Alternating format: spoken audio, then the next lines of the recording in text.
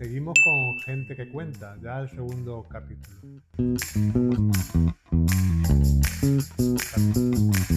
Como sabéis, lo que queremos es que las personas hablen y la política escuche. Tuve la oportunidad recientemente de conocer a Michael, que nos presentó su libro, y la verdad que detrás de ese libro hay una historia muy fuerte, una historia, unas vivencias personales con mucha trascendencia, y hablando con Michael vi oportuno y se lo comenté la posibilidad de compartir con todo lo que él ha vivido y ha sido valiente para trasladarlo en un libro. Hoy entonces, en Gente que Cuenta, estamos con Michael. Muchas gracias por este día tan importante para nosotros, porque creo que tu vivencia le va a servir a muchas personas, y creo también que a través de la cultura pues tenemos una válvula importante de desarrollo personal, de liberación y también de compartir con muchas personas pues esa experiencia que permita el aprendizaje propio y también para el resto. Yo quería preguntarte, Michael, ¿cómo empezó tu historia con el bullying? ¿Y cuándo te diste cuenta realmente que no era un caso puntual, sino que realmente era acoso, acoso real? Ay, pues la verdad que cuando comenzó fueron los típicos comentarios de niños pequeños de palabrota, de algún empujón por los pasillos, pero poco a poco se convirtió a más. Y el problema de allí es que llega un punto que te lo comienzas a creer, porque lo vas permitiendo, porque al principio es como, bueno, lo hacen de broma, es un cachondeo, pero te das cuenta que no. A partir de ahí fue cuando me di cuenta que no era broma y que va bastante en serio. Y por desgracia en mi caso fue cada vez a más. ¿Y qué impacto tuvo en ti vivir durante tanto tiempo una situación así? Muchísima soledad. Al final te encierras en un mundo porque no pides ayuda. Un niño pequeño nos da vergüenza pedir ayuda. Al final lo guardamos todo adentro y al guardarlo todo dentro, al final es que no vemos solución, aparte que somos pequeños. No tenemos la manera de pensar, ¿no? De ver una salida. Estamos en ese mundo de un colegio pequeño, nuestro entorno, familia, amigos, profesores. Y bueno, a partir de ahí es cuando uno se da cuenta que no. Y dices que no pediste ayuda, te encerraste, pero tú recuerdas si en aquel momento alguien, un profesor, un compañero, un amigo, un familiar, intentó ayudarte. Ahí quiero dejar claro que hablamos de otra época. Bueno, ya tengo 38 años y en esa época, por desgracia, sí pedí ayuda. En algún momento, que es lo que más me marcó, me robaron, bueno, la historia fue que me robaron un libro de recortes de Britney Spears. Para mí Britney Spears era mi ídolo, era lo más grande que tenía. Me lo robaron para fastidiarme, por supuesto. Y ese día no me quedé callado y en la clase dije, ¿dónde está mi álbum? La profesora no me ayudó y por hablarle y levantar la voz, como estaba alterado, pues al final me mandó al despacho de la directora. Y con la directora exploté. Solté absolutamente todo. Solté tanto como lo que estaba pasando con la profesora y con los alumnos. Le conté absolutamente todo. A partir de ahí ella llamó a mis padres y yo tuve que esperar fuera. Ansiedad, bueno, por fin van a saber, ¿no? Van a saber la verdad. Por fin ha llegado mi momento. Cuando salieron me di cuenta que no sabían absolutamente nada. La directora se centró en que no estaba estudiando y que estaba siendo problemático, pero no Ujú. les contó ni lo que estaba pasando con los profesores ni con los alumnos. Así que ¿Y, a partir de ahí fue cuando realmente dije, bueno, me quedé más silenciado todavía. y qué fue lo más duro de todo este proceso? ¿Qué fue lo que más daño te hizo, ¿no? Como comentaba, la soledad. La soledad y que por desgracia, eso lo que va haciendo poco a poco es, te va entrando una ira muy grande, porque claro, como te empujan por los pasillos, cuando te insultan y no te defiendes, crea un sentimiento de ira. La vas guardando y por alguna parte, de algún lado tiene que salir. Toda esa ira contenida tiene que salir por alguna parte. Y yo, pues, el camino que elegí, no, obviamente no lo elegí con dos dedos de luces, ¿no? Podríamos decir, fue haciéndome daño a mí mismo. Porque, ¿qué camino transitaste? Al principio tenía tanta ira, recuerdo que estaba en el cuarto de baño llorando y un cuchillo de cocina que no sé qué hacía allí, la verdad. Y empecé a apretar en mi muñeca. Y sentí como que controlaba el dolor, en cierto modo. Y a partir de ahí, pues por desgracia, fue de mal en peor. Fue muchísimo peor. Yo tenía la impresión que controlaba en cierto modo mi ira y mi tristeza haciéndome eso. Y por supuesto no hay ninguna solución. Fue catastrófico. Mm. En qué momento decidiste esa experiencia que tú habías vivido transformarla en un libro? ¿Y qué te llevó a dar ese paso tan valiente de contar todo esto tan duro que estás trasladando y compartirlo con todo el mundo, ¿no? Ay, es una parte muy bonita y muy triste, bastante larga, pero resumiendo un poco, bueno, yo pasé por una depresión bastante importante este año, desde el año pasado y este año. Y con ayuda de psicólogos, de psiquiatras, llegamos a la conclusión que yo toda mi vida estuve escribiendo diarios y me aconsejaron de escribir. Yo, bueno, me voy a poner a escribir un poco. Y al final me encerré durante días y días días a escribir y escribir y escribir y plasmaba todo mi dolor allí. Era para mí mismo, en principio. Y hasta que me di cuenta que aquello era bastante grande. Pude darme cuenta de mis errores, porque nadie es perfecto, y darme cuenta también de que yo no tenía la culpa, que me culpé toda mi vida, tengo 38 años como he comentado, y toda una vida culpándome a mí mismo de cosas en las que no tenía culpa. Y a partir de ahí fue cuando empecé a sanar un poco y también a seguir con el proceso de escribir el libro. Mm. Supongo que cuando escribiste el libro estabas removiendo muchas cosas en ti. Tendrías momentos también duros al recordar, al otra vez retomar todos esos malos momentos, ¿no? Pero al final te ha ayudado a sanar este libro, te ha permitido liberarte. Por una parte, en ese mismo momento sí que me ayudó a sanar, que me ayudó a enfrentarme sobre todo, a enfrentarme al dolor que tenía en mi mente. Aunque en el proceso de escribirlo hay momentos de ansiedad terrible que cogía y bueno, yo encontré soluciones para controlar mi ansiedad, que es pasear por la playa, el ejercicio. Y poco a poco fui sanando porque me enfrenté a todo aquello. Pero sí que fue muy doloroso poder, sobre todo en el momento de volver a leerlo. La primera vez, bueno, pero la segunda, la tercera vez, uf, como que ya vas cogiendo conciencia de lo fuerte que fue. Y también te perdonas a ti mismo el hecho de la culpabilidad, pero el hecho de que siempre pensamos en esa época quizás dramaticé mucho. Quizás fue una depresión que hubiera podido llegar a ser menos, con menos intensidad.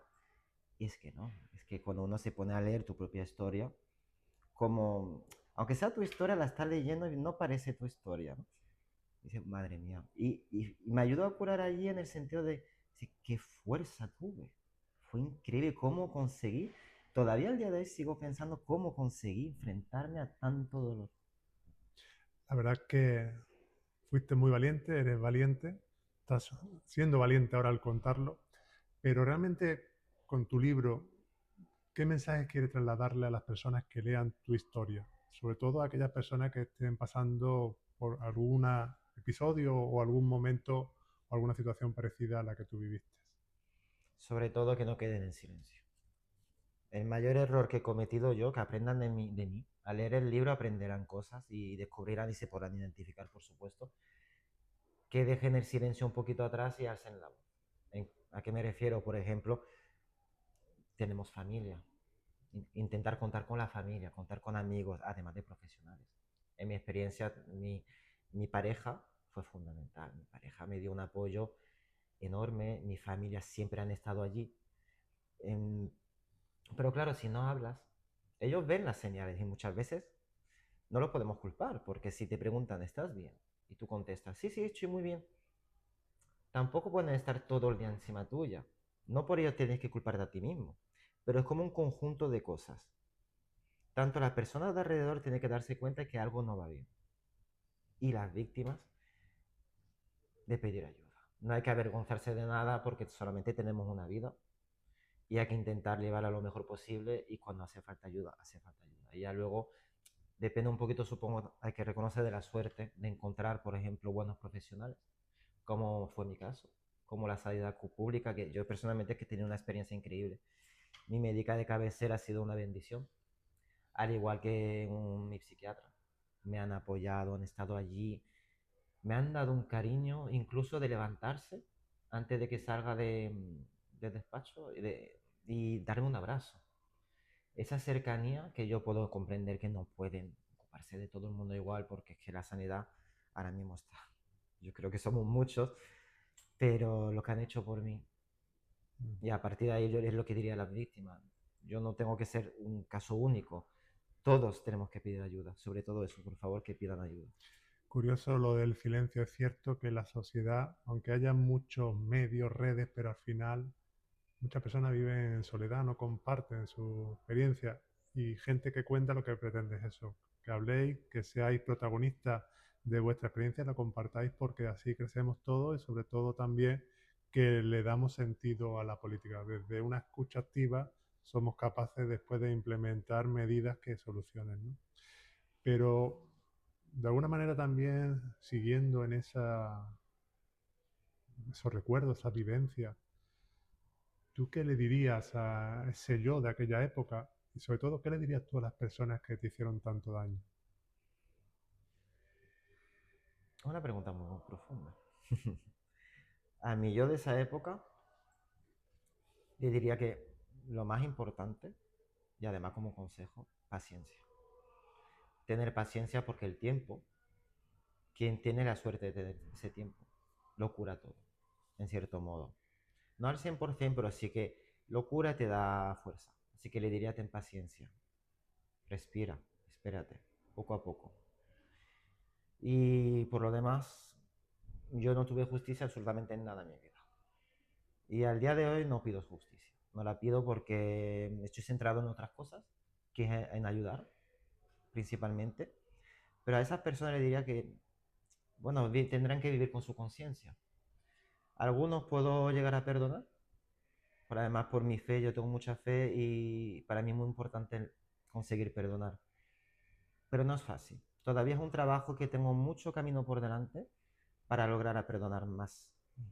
Va a ser complicado, pero ellos, muy complicado decirles algo, que vivan con su conciencia, yo supongo que no será una conciencia que tengan tranquila.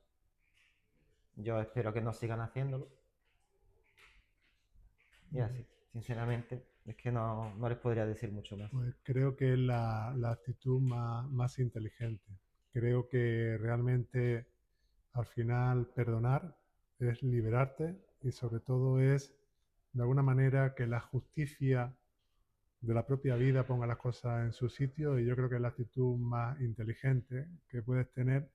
De alguna manera yo creo que todos, de una manera u otra, pues sufrimos una sociedad injusta, cruel, que hay personas que entienden que la falta de respeto o el agredir, hacer daño es una forma natural de expresión y realmente nadie está ajeno, aunque tu experiencia es muy fuerte, muy extrema, de alguna manera pues sirve, ¿no? Sirve no solo para las personas que hayan sufrido acoso, bullying, sino también yo creo que para todas las personas que en un momento determinado pues han vivido o viven circunstancias de falta de respeto, de falta de tolerancia, en definitiva, una sociedad como la que tenemos complicada. Y en esa sociedad complicada, ¿qué crees tú que deberían los centros educativos, las familias hacer, llevar a cabo, sobre todo para prevenir y para enfrentar el bullying, el acoso escolar? ¿Qué deberían de hacer los centros educativos, la propia política, las familias para combatirlo? A ver, yo pienso que ya es bastante urgente que hagamos algo por los casos que han ocurrido recientemente, aunque también debo decir que yo opino que ahora mismo son casos que están siendo públicos, pero que hay muchos más. Hay muchos más que quedan en silencio y que esos casos hayan sido públicos demuestra que necesita haber un cambio urgentemente en las instituciones. Yo creo, bueno, en nuestra época ahora mismo estamos bastante más avanzados. No creo que estemos igual que cuando yo era pequeño, pero por desgracia se ve que no lo suficiente, porque como sigue, bullying siempre va a haber, no es un tema que podamos controlar porque los niños, incluso en la vida de adultos, hay bullying. Así que es una cosa que no podemos controlar, pero sí podemos ayudar. Yo opino que los profesores, que pueden ser una visión, estén muy atentos a cualquier señal, porque el niño no va a decir nada. Muchas veces el niño se calla. Así que tienen que estar atentos a cualquier señal que puedan ver en algún momento en la clase. Y aparte de eso, las familias, mi propia familia al día de hoy se sigue culpando, porque ellos no sabían nada, no fue culpa de ellos. Así que mi familia, la familia lo que tienen que hacer es estar atentos también a cualquier mínimo de detalle que puedan ver.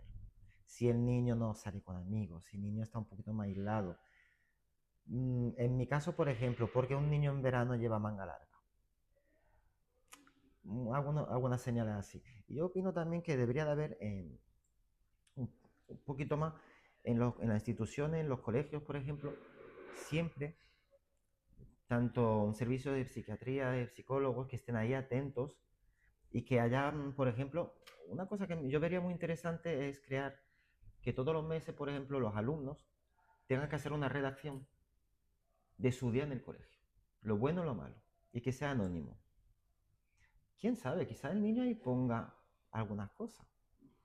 Y podría ser muy interesante a la hora que los profesores reconocerán la letra y podrán analizar si hay un problema en esa clase. Eso es una idea que yo alguna vez he estado pensando y puede ser muy interesante para poder ayudar. Nosotros desde Cultura en el Ayuntamiento de Mija hemos impulsado unos microrelatos sobre el bullying. La verdad es que es interesante a la comunidad educativa para que se expresen y también de alguna manera también para concienciar, ¿no?, a toda la población de esta problemática y de esta lacra, ¿no?, que supone nuestro sistema educativo y en la sociedad, ¿no? Realmente como concejal del ayuntamiento me interesa esa óptica que tú puedes dar. ¿Qué piensas tú que las administraciones públicas, en concreto un ayuntamiento, Junta de Andalucía, gobierno central, dependiendo un poco de las competencias, qué podrían hacer para prevenir, para luchar contra ese bullying? De alguna forma ya lo has adelantado, pero algo más concreto, sobre todo para el ayuntamiento. Y sobre todo para crear una convivencia más sana, más respetuosa. ¿Qué crees que deberíamos de impulsar, poner en marcha? Porque la verdad es que se habla de muchos asuntos, muchas lacras, ¿no?, en la sociedad, violencia de género, bullying, que está de alguna manera muy impregnado en nuestra sociedad y vemos que no se soluciona y se hacen medidas, pero parece que no son efectivas. ¿Qué piensas tú que haría falta? Yo opino que hay que dar voz a los testimonios. Y no hablo solamente por mí, es que hay muchísimos que han sufrido bullying. Los testimonios son los que pueden aconsejar más fácilmente en el sentido que ya han vivido esa experiencia y podrán decir que por desgracia es algo que te persigue de por vida, que no se queda solamente en un colegio. Creo que debería haber lo que he comentado antes, más atención, más alerta en los colegios y sobre todo el caso, por desgracia, que a mí me ha afectado muchísimo de la pequeña en Sevilla, es que en este caso sí se denunció, sí se dijo. Así que el sistema de alarma tiene que estar activo y no solamente que quede en una campaña. No, eso es algo que es para siempre, es algo que tiene que estar siempre muy presente porque los niños de hoy son los adultos de mañana. Si no cuidamos a nuestros niños, dicen mucho del futuro. ¿Y qué queremos para nuestros niños? Que sean felices, que tengan una infancia lo mejor posible, que se puedan centrar en sus estudios. No podemos controlar el bullying, pero sí podemos controlar, siendo adultos, protegerlos. Eso sí. Así que fundamentalmente que no se quede en una campaña, que sea algo que esté siempre allí y muchísima atención desde el punto de vista sobre todo de los adultos, los padres, los profesores, la política. O sea, hay que encontrar soluciones urgentemente. Pues Michael, hemos llegado al final de esta entrevista. La verdad es que muy amena. Desde que te conocí, transmites, eres valiente. Hemos querido darle pues protagonismo a tu testimonio, que yo creo que es verdad, que tú dices que es la clave para que la gente, uno mismo se libere y también la gente de alguna manera tome conciencia y pueda dimensionar el problema y pueda aportar también soluciones, ¿no?